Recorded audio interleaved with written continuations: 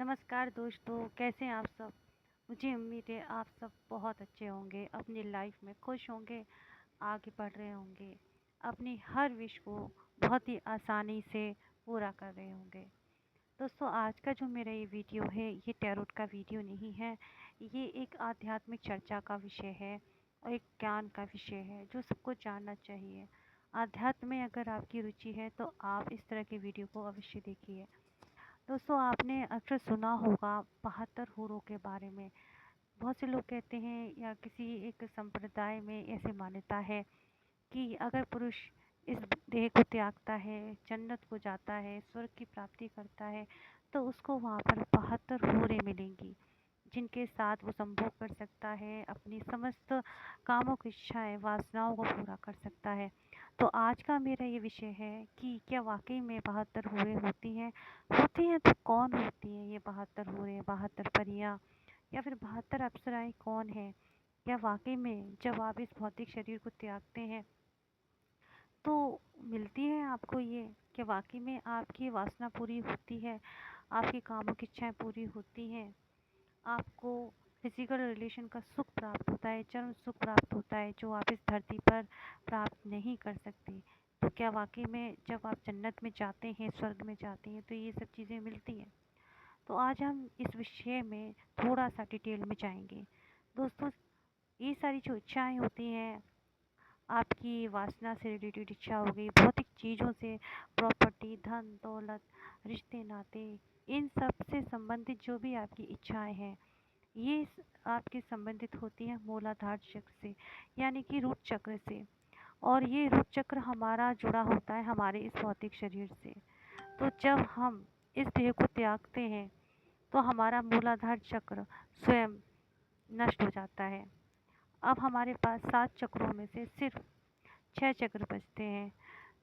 दूसरा चक्र जो हमारा होता है स्वादिष्ठान चक्र, जिसमें हमारी अनंत विशेष होती हैं, या फिर कह सकते हैं फीलिंग्स हमारी छुपी होती हैं। स्वादिष्ठान ऐसा चक्र है जहाँ आपकी कामुकता, आपके फिजिकल रिलेशन को लेकर जो इच्छाएं होती हैं, आप पति पत्नी किस तरह से एक दूसरे के साथ रिश्ते रखते हैं, ये जो इच्छाएं होती हैं, ये सब हमारे स्वादिष्ठान चक्र से संबंधित होती हैं। तो आपके पास 6 चक्र बचे, जिसमें आपका जो दूसरे नंबर का चक्र है, इसमें ये इच्छा हो जाती है। लेकिन जब आप स्वर्ग यानी कि जन्नत की तरफ आगे बढ़ते हैं, तब ये इच्छा को भी त्यागना होता है। यानी कि आपके मन में किसी के प्रति वासना वाला भाव नहीं आना चाहिए। वासना वाले भाव को जब आप त्यागते हैं, फीलिंग्स अपनी त्यागते हैं, अपने आप पे कंट्रोल कर सकते हैं, अपनी भावनाओं पे कंट्रोल कर सकते हैं, उसके बाद आपका चक्र आता है मणिपुर चक्र। मणिपुर चक्र हमें दिखाता है नेम एंड फेम को, हमारे जो नज़दीकी रिश्ते हैं उनको। तो इस चक्र पर जब हम आते हैं, ये चक्र भी जब हमारा नष्ट हो जाता है, नष्ट कैसे होगा? जब हमें अब किसी से कोई लेना देना नहीं है, हमने भौतिक देह त्याग दिया, हमारे अंदर अब कामनाएं नहीं रही, वासना रही नहीं रही, तो फिर हम किसी से अब क्या रखे रिश्ता? ये जब जीवात्मा के मन में भाव आ जाता है, उसे एहसास हो जाता है कि कोई नहीं है। उसे सत्य का ज्ञान हो चुका है कि जो भी रिश्ते नाते थे वो शरीर से संबंधित थे। शरीर खत्म हो गया था, उसके अंदर ना तो वासना का भाव आया, ना ही अब उसे पता चल गया जो मेरे अपने थे वो मेरे अपने हैं। सब वो धन दौलत के भूखे थे, अब वो अपनी अपनी लाइफ में आगे बढ़ गए हैं।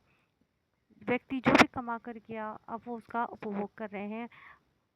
जो व्यक्ति जिसने देह त्यागा, अब उन्हें उनकी ज़रूरत नहीं है, तो वो भी उनसे थोड़ा अब डिटैच होने लगता है, उनसे दूर जाने लगता है। जब वो ऐसा करता है तब उसका मणिपुर चक्र जो है नष्ट हो जाता है। अब आता है उसका अनाहत चक्र, यानी कि हार्ट चक्र। हार्ट चक्र में उसके जो है कई रिश्ते ऐसे होते हैं जिनसे बहुत जुड़ाव होता है। ठीक है, ये जुड़ाव प्यार वाली फीलिंग नहीं होती है, ये एक लगाव होता है। ये लगाव माता पिता का बच्चों से, बच्चों का माता पिता से, पति पत्नी का, प्रेमी प्रेमिका का, किसी दोस्त खास रिश्तेदार, किसी खास जीव से उसका लगाव होता है। तो जब तक ये लगाव रहता है, तब तक व्यक्ति स्वर्ग की प्राप्ति नहीं करता है। स्वर्ग की प्राप्ति के लिए उसे हर लगाव से, जिसका भी व्यक्ति से लगाव है, उसको ख़त्म होना ज़रूरी है। और जब उसको पता चलता है कि ये लगाव अब व्यर्थ है, क्योंकि अब कोई मेरे बारे में नहीं सोच रहा, जिससे मुझे बहुत ज़्यादा प्रेम भाव फ़ील होता था, लगाव फ़ील होता था, उसके मन में मेरे लिए कोई जज़्बात नहीं है, तो वो भी उनसे डिटैच हो जाता है।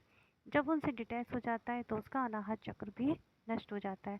अब बचे ऊपर के 3 चक्र, यानी विशुद्ध चक्र, आज्ञा चक्र और सहस्त्रार चक्र। विशुद्ध चक्र और आज्ञा चक्र, सहस्त्रार चक्र, ये आध्यात्मिक चक्र हैं।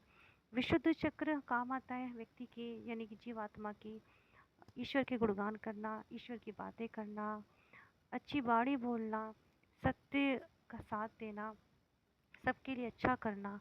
तो और ख़ास तौर से अध्यात्म के क्षेत्र में, परमात्मा के क्षेत्र में, परमात्मा की बातों को आगे बढ़ाना। इस तरह के व्यक्ति जो है एंजल्स भी कहलाते हैं, क्योंकि उनके पास ये 3 चक्र होते हैं और जो कभी किसी का बुरा नहीं करते। तो ये चक्र व्यक्ति का, जीवात्मा का एक्टिव हो जाता है काफ़ी ज़्यादा। उसके बाद उसका थर्ड आई चक्र, यानी कि आज्ञा चक्र एक्टिव हो जाता है। इससे उसे अतीत, वर्तमान और भविष्य बहुत आसानी से दिखता है। अतीत में अनंत जन्मों पहले वो क्या था, अभी वो क्या है, आगे क्या वो होगा, इसका बोध उसको हो जाता है। इसलिए वो गलत चीज़ों के बारे में सोचता ही नहीं है। सहस्त्रार चक्र बचता है हमारा तीसरा, ऊपर का जो तीसरा चक्र होता है, आखिरी चक्र। तो वो व्यक्ति ब्रह्मांड से जुड़ जाता है, ब्रह्मांड की शक्तियों के बारे में उसे पता चल जाता है, सर्वोच्च के बारे में पता चलता है, क्या सही है क्या गलत है, वो सही निर्णय ले सकता है। आध्यात्म के चरम पर वो पहुंच जाता है। तो ये 3 चक्र जब उसके एक्टिव हो जाते हैं तब उसको स्वर्ग की प्राप्ति होती है। और स्वर्ग की प्राप्ति जब हुई, या स्वर्ग में उसने प्रवेश किया, उसके बाद बाकी के 4 चक्र तो है ही नहीं, तो वो कहाँ से कामना, अपनी हवस, अपनी वासना को पूरी करेगा। ना उसके पास शरीर है जहाँ से ये सारी चीज़ें, इसका सुख प्राप्त किया जाता है, ना उसके पास स्वादिष्ठान चक्र है, उसके पास फीलिंग ही नहीं है वासना को पूरी करने के लिए, ना ही उसका मणिपुर चक्र है, नेम फेम की अब उसके पास इच्छा नहीं है, ना ही उसके पास अनाहत चक्र है जो किसी से लगाव रखे। सिर्फ उसके पास अविशुद्ध चक्र, आज्ञा चक्र, सहस्त्रार चक्र ही है। तो फिर उसके अंदर जब ये चक्र ही नहीं है, उसके अंदर ये भाव ही नहीं है, तो वो कहाँ से 72 हूर, 72 अप्सराएं, 72 परियों का सुख प्राप्त करेगा, वासना का सुख प्राप्त करेगा। तो ये सवाल आता है कि तो 72 हूर, 72 परियां, 72 अप्सराएं कौन है? तो ये है व्यक्ति के कर्म। धरती पर उसने जो भी कर्म करे हैं उसके आधार पर उसको स्वर्ग की प्राप्ति हुई है।